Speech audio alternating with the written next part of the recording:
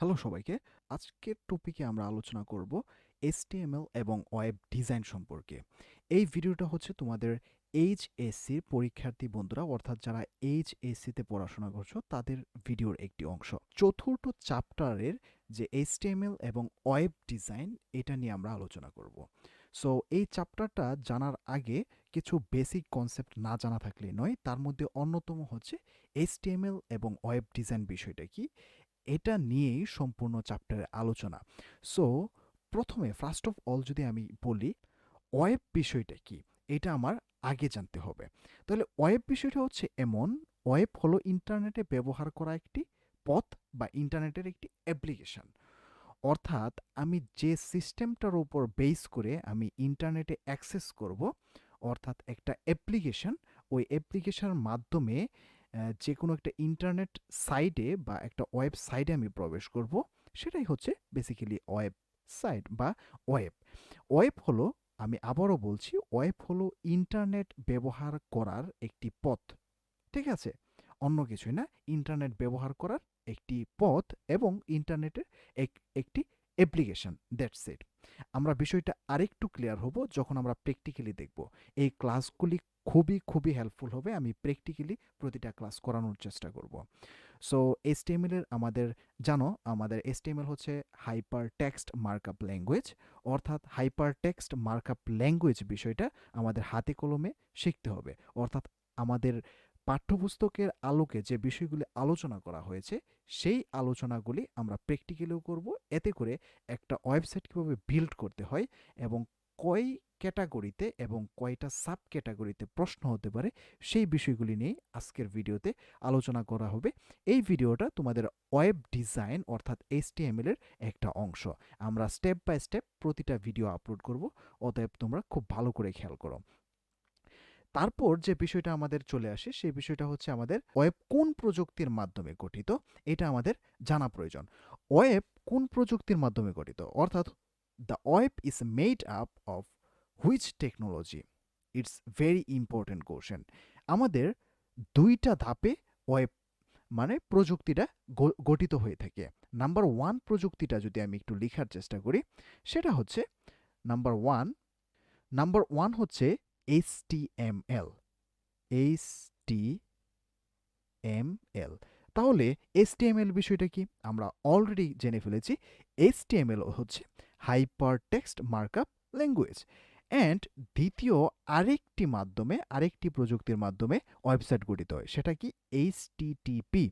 HTTP means hyper text transfer protocol. Hyper text transfer protocol বিষয়টা কি, অর্থাৎ আমি যদি বলি প্রথমটার মধ্যে চলে যাই, যে এটা হচ্ছে আমাদের HTTP। ঠিক আছে? তাহলে HTML অর্থাৎ হাইপার টেক্সট মার্কআপ ল্যাঙ্গুয়েজ, যা দ্বারা ওয়েব পেজ লেখা হয়। আর HTTP হচ্ছে যার দ্বারা, অর্থাৎ হাইপার টেক্সট ট্রান্সফার প্রোটোকল, যার দ্বারা web server computer web transfer বা প্রেরণের কাজ সম্পূর্ণ করে থাকে। That's it. এগুলো তোমাদের পরীক্ষায় এসে থাকে। এগুলা বিষয়টা আমরা প্র্যাকটিক্যালি দেখব, তখন তোমাদের বিষয়টা ক্লিয়ার হবে। কিন্তু এই বিষয়গুলি তোমাদের পরীক্ষায় এসে থাকে, যেমন তোমাদের জ্ঞানমূলক এবং অনুধাবনে এমন একটি প্রশ্ন আসতে পারে, ওয়েব পেজ বা ওয়েব কোন প্রযুক্তির মাধ্যমে গঠিত, এটা আসতে পারে। তাহলে ওয়েবসাইট বিষয়টা কি? ওয়েবসাইট বিষয়টা হচ্ছে, আমি যদি বলার চেষ্টা করি, ওয়েবসাইট হচ্ছে এক বা একাধিক ওয়েব পেজের সমন্বয়ে ওয়েব প্রেজেন্টেশন বা ওয়েবসাইট তৈরি করা হয়। অর্থাৎ আমি যদি বলি যে আমাদের এটা মনে করো একটা ওয়েবসাইট, এটা হচ্ছে একটা ওয়েবসাইট। এখন ওয়েবসাইটটা হচ্ছে, এখন একটা ওয়েবসাইট একটু বিষয়টা খেয়াল করো তো, একটা টপিক নিয়ে কি একটা ওয়েবসাইট হয়? না, এখানে অনেকগুলি সাব ক্যাটাগরি থাকে। দেখা যাচ্ছে এটা হচ্ছে একটা মেইন ফাংশন, এটার মধ্যে অনেকগুলি সাব ক্যাটাগরি থাকে। যখন আমি এই মেনুতে ক্লিক করব, তখন আমরা এটা প্র্যাকটিক্যালি দেখব একটু পরে, তখন অনেকগুলি সাব ক্যাটাগরি ক্রিয়েট হয়। একটার মধ্যে টপিক হতে পারে ওয়েব ডিজাইন, তারপর হতে পারে তোমাদের তৃতীয় চ্যাপ্টার ডিজিটাল সিস্টেম অ্যান্ড অর্থাৎ তোমরা যারা জানো সংখ্যা পদ্ধতি, এটা নিয়ে একটা টপিক হতে পারে। তারপর কমিউনিকেশন নিয়ে হতে পারে। হোয়াটএভার, প্রতিটা টপিক নিয়ে কিন্তু এক একটা প্রেজেন্টেশন নিয়ে কিন্তু একটা ওয়েবসাইট গঠিত হয়। নট ওনলি একটা প্রেজেন্টেশন, একটা প্রেজেন্টেশন নিয়ে কিন্তু একটা ওয়েবসাইট গঠিত হয় না, এটা খেয়াল করবা। একটু পরেই আমরা দেখার চেষ্টা করব, তাহলে বরঞ্চ আমরা একটু প্র্যাকটিক্যালি দেখার চেষ্টা করি। সাপোজ আমি যদি একটা ওয়েবসাইটে চলে যাই, তোমরা অলরেডি স্কুল অফ সেলফ স্টাডির এই ওয়েবসাইটটা ভিজিট করেছো কিনা আই ডোন্ট নো। এই যে দেখো, আমি কিন্তু উপরে আমার লেখা আছে কি, আমি যদি লিখি এখানে দেখো www.schoolofselfstudy.xyz, এই ওয়েবসাইটটা কিভাবে তৈরি হলো। এই ওয়েবসাইটটা আমরা একটু আগেই জেনেছিলাম হচ্ছে যে ওয়েব কোন প্রযুক্তির মাধ্যমে গঠিত, এর আগে জেনেছি হচ্ছে ওয়েবসাইট, তারপর আমরা এর আগেরটার মধ্যে জেনেছি হচ্ছে, এর আগে জেনেছি হচ্ছে ওয়েব বিষয়টা কি, ওয়েব বিষয়টা কি। এখন ওয়েবসাইট, ওয়েবসাইটের মধ্যে আমি সংজ্ঞাটা যদি শাব্দিকভাবে বলার চেষ্টা করি, ওয়েবসাইট কি এক বা একাধিক ওয়েব পেজের সমন্বয়ে বা প্রেজেন্টেশনে গঠিত হয়। তোমরা হয়তো এটা নিয়ে অনেকে হজবরল পাকায় ফেলতে পারো, তাই না? সো এইটার জন্যই বেসিক্যালি আমি প্র্যাকটিক্যালি দেখানোর চেষ্টা করব। নাম্বার ওয়ান, আমরা যখন এই ওয়েবসাইটটাতে প্রবেশ করলাম, দেখো এখানে কিন্তু একটা ক্যাটাগরি কি, এটা হচ্ছে একটা এডুকেশন রিলেটেড ওয়েবসাইট, কিন্তু এটার মধ্যে কিন্তু অনেকগুলি সাব ক্যাটাগরি রয়েছে। Let's see an example. Sub category কেমন হতে পারে? সাব ক্যাটাগরি, এই যে দেখো তোমরা অলরেডি কিন্তু দেখতে পাচ্ছ যে কিভাবে একটি কুরিয়ার ব্যবসা দাঁড় করাতে হয়, miracle space and astronomy story, whatever, এরকম অনেকগুলি স্টোরি রয়েছে। 10 tips and tricks to study, হ্যাঁ, এরকম গুণের ম্যাজিক, হ্যাঁ, এটা নিয়ে অনেকগুলি কিন্তু টপিক রয়েছে। এই যে এইগুলি কিন্তু সবগুলি একটা প্রেজেন্টেশন, অর্থাৎ তোমাকে যে কোনো একটা টপিক, যে কোনো একটা নলেজ তোমাকে প্রেজেন্ট করছে। লেটস সি অ্যান এক্সাম্পল, আমি যদি এই টপিকটা সিলেক্ট করি, ক্লিক করার সাথে সাথে কিন্তু এই প্রেজেন্টেশনটা তোমার এখানে শো করছে। দ্যাটস ওয়াই কিন্তু তুমি দেখতে পাচ্ছ। অতএব আমি যদি বলি যে এরকম প্রতিটা সেগমেন্টে এক একটা প্রেজেন্টেশন তোমাকে শো করছে, দ্যাটস ওয়াই এই সবগুলি মিলে একটা ওয়েবসাইট তৈরি হয়েছে। একটা ওয়েবসাইট একটা টপিক নিয়ে তৈরি হয় না, হ্যাঁ, একটা এডুকেশন রিলেটেড ওয়েবসাইট হতে পারে, কিন্তু ওইগুলিতে অনেকগুলি সাব ক্যাটাগরি থাকতে পারে, অনেকগুলি সাব ক্যাটাগরি প্রেজেন্টেশন থাকতে পারে, এই সবগুলি নিয়ে একটা ওয়েবসাইট তৈরি হয়। That's it. দেন আমাদের আরেকটা বিষয়, সেটা হচ্ছে যে ওয়েব সাইটের বৈশিষ্ট্য অনুযায়ী কাঠামো কত ভাগে ভাগ করা যায়, এটা তোমাদের অনুধাবনে আসতে পারে। হ্যাঁ, এটা সাধারণত আমরা কয় ভাগে ভাগ করতে পারি, এটা আমরা 4 ভাগে ভাগ করতে পারি। নাম্বার ওয়ান, আমি যদি বলি 4 ভাগে ভাগ করতে পারি, আমরা যদি একটু লেখার চেষ্টা করি, আমরা এটাকে এখানে লিখব, ঠিক আছে? তাহলে নাম্বার ওয়ান, 1 নম্বর হচ্ছে আমরা এটাকে বলতে পারি হায়ারার্কিক্যাল বা ট্রি কাঠামো। হায়ারার্কিক্যাল বা ট্রি কাঠামো তোমরা অলরেডি বইয়ের মধ্যে দেখলেই বুঝতে পারবা যে হায়ারার্কিক্যাল বা ট্রি কাঠামো বিষয়টা কি। অবশ্যই তোমাদের বইটা রিড দেওয়া লাগবে খুব ভালো করে, হ্যাঁ। এখন 1 নাম্বার হচ্ছে কি আমি বললাম, হায়ারার্কিক্যাল বা ট্রি কাঠামো। হায়ারার্কিক্যাল বা ট্রি কাঠামো যাকে আমরা HTS বলতে পারি। আরেকটা কাঠামো রয়েছে 2 নাম্বার, সেই কাঠামো হচ্ছে ওয়েব লিঙ্ক বা নেটওয়ার্ক কাঠামো। ওয়েব লিঙ্ক বা নেটওয়ার্ক কাঠামো। Web link, web link or network, network structure.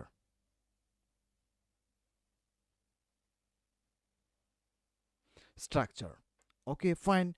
Then 3 number হচ্ছে, 3 নাম্বার হচ্ছে এগুলো তোমাদের অনুধাবনে আসতে পারে, অর্থাৎ তোমরা এই ক্লাসটা যারা করছো, এটা তোমাদের অনুধাবনে যেসব কোশ্চেন আসতে পারে সেই কনসেপ্টগুলি আশা করি ক্লিয়ার হয়ে যাবে। দেন আমরা আরেক সিরিজ ভিডিওতে, অবশ্যই মনে রাখবে এই ভিডিওগুলি কিন্তু সিরিজ আকারে হয়, কেমন? এরপর হচ্ছে লিনিয়ার কাঠামো।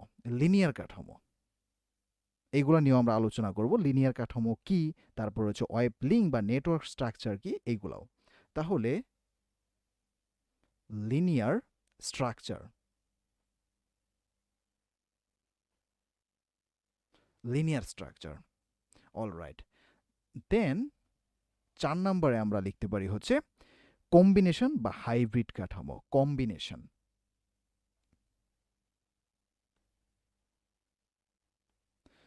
কম্বিনেশন বা হাইব্রিড কাঠামো। কম্বিনেশন অথবা হাইব্রিড বলতে পারি।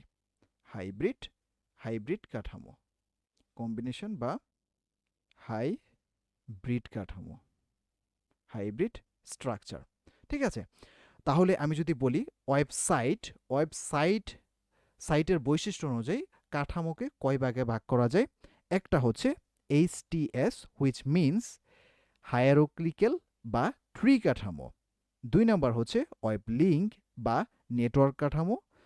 3 নম্বরে হচ্ছে লিনিয়ার কাঠামো বা লিনিয়ার স্ট্রাকচার, কম্বিনেশন বা হাইব্রিড স্ট্রাকচার। এগুলি আমাদের বিষয়টা খেয়াল রাখতে হবে। দেন আমরা যদি এখন বলি ওয়েবসাইট কত প্রকার, এখন তোমাদের কোশ্চেন আসতে পারে যে ওয়েবসাইট কত প্রকার। ওয়েবসাইট আমি এটাই বোঝাচ্ছি না যে তোমাদের এডুকেশন রিলেটেড ওয়েবসাইট হতে পারে, টেকনোলজি রিলেটেড ওয়েবসাইট হতে পারে, হোয়াট এভার, কিন্তু ওইগুলো হচ্ছে একটা টপিক। কিন্তু ওয়েবসাইট কয় প্রকার এটা তোমাদের খুব ভালো করে জানতে হবে। তোমাদের পরীক্ষা আসতে পারে যে ওয়েবসাইট কয় প্রকার, আমরা চোখ মুজে লিখে ফেলবো হচ্ছে ওয়েবসাইট হচ্ছে 2 প্রকার। একটা হচ্ছে স্ট্যাটিস্টিক ওয়েবসাইট। স্ট্যাটিস্টিক ওয়েবসাইট কি, ডাইনামিক ওয়েবসাইট কি, এটা আমরা এখানে জানবো। ঠিক আছে, তাহলে একটা হচ্ছে statistic website, statistic website, statistic website. 2 number হচ্ছে ডাইনামিক ওয়েবসাইট,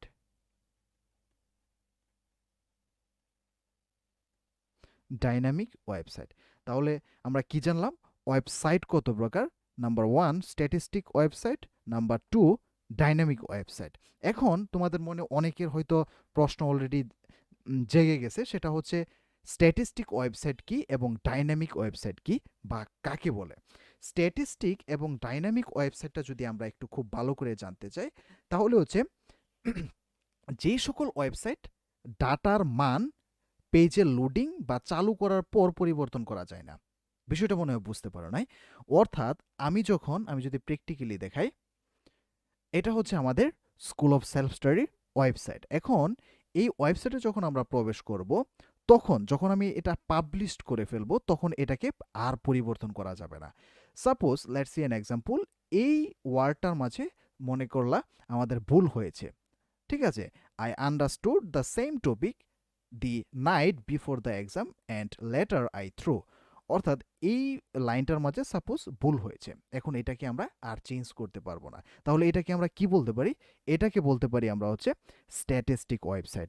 এখন স্ট্যাটিস্টিক ওয়েবসাইট কিভাবে তৈরি হয়, ইয়াস, স্ট্যাটিস্টিক ওয়েবসাইট তৈরি হয় শুধু HTML এবং CSS ভাষা দিয়ে। তাহলে আমি যদি তোমাকে কোশ্চেন থ্রু করে দেই, তাহলে স্ট্যাটিস্টিক ওয়েবসাইট কি দ্বারা তৈরি হয়, স্ট্যাটিস্টিক ওয়েবসাইট ভাইয়া শুধু তৈরি হয়ে থাকে আমাদের HTML এবং CSS দ্বারা। তাহলে আমি লিখতে পারি HTML and CSS দ্বারা, HTML এবং CSS দ্বারা। দেন আমাদের চলে আসতে হবে ডাইনামিক ওয়েবসাইট। ডাইনামিক ওয়েবসাইটটা কি, ডাইনামিক ওয়েবসাইটটা হচ্ছে একদম সিম্পল। আগে যে আমরা টপিকটা বলেছিলাম যে এই যে টপিকটা রয়েছে, এই টপিকটাতে আমরা কোনো জায়গায় ভুল হলে এটাকে আমরা পাবলিশ করার পরও চেঞ্জ করতে পারবো, অর্থাৎ এটাকে আমরা এডিট করতে পারবো। অর্থাৎ আমরা যে লাইনটা পড়েছিলাম, I understood the same topic the night before the exam and letter I through, suppose এটাতে আমরা ভুল হয়েছিল, এটা আমরা এডিট করতে পারবো। That's it. সো এখন তোমাদের মনে অলরেডি কোশ্চেন জেগে উঠেছে যে ডাইনামিক ওয়েবসাইটটা অ্যাকচুয়ালি কীভাবে তৈরি হয়। ডাইনামিক ওয়েবসাইটটি HTML অ্যান্ড CSS দ্বারা তো অবশ্যই তৈরি হয়, এর সাথে সাথে কিছু স্ক্রিপ্ট ল্যাঙ্গুয়েজ রয়েছে। এখন তোমাদের জানতে হবে যে স্ক্রিপ্ট ল্যাঙ্গুয়েজ বিষয়টা কি। এখন তোমাদের মনে অলরেডি কোশ্চেন জেগে গেছে যে এটা কি পরীক্ষায় আসতে পারে, হ্যাঁ অবশ্যই আসতে পারে, যে স্ক্রিপ্ট ল্যাঙ্গুয়েজ বিষয়টা কি বুঝিয়ে লেখো। স্ক্রিপ্ট ল্যাঙ্গুয়েজ হচ্ছে PHP, তারপর হচ্ছে ASP.NET, MySQL। আমি যদি লিখি তোমরা নোট করতে পারো, PHP, এরপর হচ্ছে তোমার ASP.NET, এরপর হতে পারে তোমার MySQL, এরপর হতে পারে তোমার JS মিন হচ্ছে জাভাস্ক্রিপ্ট। ঠিক আছে, জাভাস্ক্রিপ্ট, এরপর হচ্ছে বুস্ট্রাপ,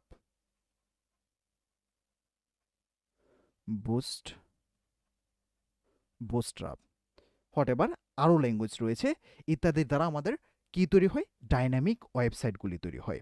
এখন ডাইনামিক ওয়েবসাইটের পরপরই যে বিষয়টা তোমাদের প্রশ্নে আসতে পারে, www ডট বিষয়টা কি?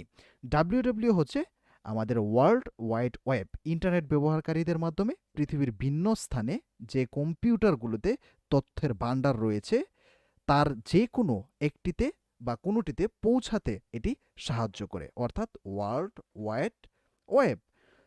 বিষয়টা বুঝতে পেরেছ? এখন তোমাদের কোশ্চেন হতে পারে যে ওয়েবসাইট থাকার সুবিধা কি? ওয়েবসাইট থাকার সুবিধা হচ্ছে, এক নাম্বার, স্বল্প ব্যয়ে কোনো ব্যবসা প্রতিষ্ঠান বা ব্যবসায়িক প্রচারের ক্ষেত্রে আমরা এটাকে ব্যবহার করতে পারি। Let's see an example. তোমাদের কোশ্চেন হতে পারে এটা কেমন কথা, কিভাবে? যেমন তোমরা এখন যারা ভিডিওটা দেখছো স্কুল অফ সেলফ স্টাডি, সেটার কিন্তু ইউটিউব চ্যানেলও রয়েছে, আবার ওয়েবসাইটও রয়েছে। এতে করে আমাদের ব্র্যান্ডিংটাও কিন্তু ইনক্রিজ হচ্ছে। অর্থাৎ একটা বিজনেস বলো, এডুকেশন সেক্টর বলো, তার কিন্তু ওয়েবসাইট থাকাটা খুবই খুবই ইম্পর্ট্যান্ট। এতে করে আমাদের স্বল্প খরচে স্বল্প ব্যয়ে কিন্তু আমরা অডিয়েন্সদের কাছে রিচ করতে পারি। ওয়েবসাইট প্রকাশিত তথ্য যে কেউ এক স্থান থেকে অন্য স্থানে বসে কিন্তু এটা দেখে ফেলতে পারে। এটা একটা অ্যাডভান্টেজ হতে পারে। এরপর আরও অ্যাডভান্টেজ রয়েছে, যেমন তুমি যদি একজন ব্লগার হয়ে থাকো, একজন ভালো রাইটার হয়ে থাকো, তাহলে কিন্তু তুমি ইজিলি যে কোনো ওয়েবসাইটে এটা পাবলিশ করে ফেলতে পারো। যেমন আমি যদি বলি, প্রথম আলোর যে ওয়েবসাইটগুলি রয়েছে এখানে কিন্তু একার পক্ষে এতগুলি আর্টিকেল, এতগুলি নিউজ, এতগুলি আইডিয়া একত্রে শেয়ার করা পসিবল না। প্রথম আলো নিউজের মধ্যে সাব ক্যাটাগরির মধ্যে রয়েছে, যেমন সাব ওয়েবসাইটগুলির মধ্যে তোমার কিয়া কিশোর আলো রয়েছে, তারপর হচ্ছে তোমার বিজ্ঞান চিন্তা রয়েছে। এসব ওয়েবসাইটে কিন্তু বিভিন্ন জনে বিভিন্ন রকম আর্টিকেলগুলি সাবমিট করে তার বিনিময়ে তারা কিছু অর্থ উপার্জন করে থাকে। তাছাড়া তোমার যদি পার্সোনাল একটা ওয়েবসাইট থাকে, সেখানে তুমি ব্লগিং করে কিন্তু অ্যাড রেভিনিউয়ের মাধ্যমে আহ, তোমার রেভিনিউ জেনারেট করতে পারো। হোয়াট এভার, এই হচ্ছে তোমাদের ওয়েবসাইট থাকার একটা অ্যাডভান্টেজ এবং ডিসঅ্যাডভান্টেজ। এটা তোমাদের পরীক্ষায় আসতে পারে যে ওয়েবসাইট থাকার সুবিধা কি। এটা কিন্তু তোমাদের অলরেডি পাঠ্যপুস্তক বইয়ের মধ্যে ইনক্লুড করা রয়েছে। তারপর আসতে পারে তোমাদের স্ট্যাটিস্টিক অ্যান্ড ডাইনামিক ওয়েবসাইটের মধ্যে পার্থক্য কি, ঠিক আছে, এটাও তোমাদের আসতে পারে। সো ইন দিস ভিডিও আমরা আলোচনা করেছি যে অ্যাকচুয়ালি ওয়েবসাইট বিষয়টা কি, তোমাদের এইচএসসির যে ওয়েবসাইটটা কিভাবে তৈরি হয়, এইচটিএমএল এর যে টোটাল টুকিটাকি বিষয়গুলো, মেইন পারপাসটা হচ্ছে এটাই তোমাদের কাছে তুলে ধরার জন্য। সো আমরা নেক্সট ভিডিওতে আমরা চলে যাব হচ্ছে একটা ওয়েবসাইট কিভাবে তৈরি করতে হয়, যে বিষয়গুলি না জানা থাকলেই নয়, অর্থাৎ এই ভিডিওগুলি সিরিজ আকারে হবে। অবশ্যই সকল প্রকার আপডেট পাওয়ার জন্য তোমাদের স্কুল অফ সেলফ স্টাডিকে এখনই সাবস্ক্রাইব করে রাখতে হবে এবং বেল আইকনটি এখনই বাজিয়ে রাখবে। দেখা হচ্ছে অ্যানাদার সিরিজ ভিডিওতে।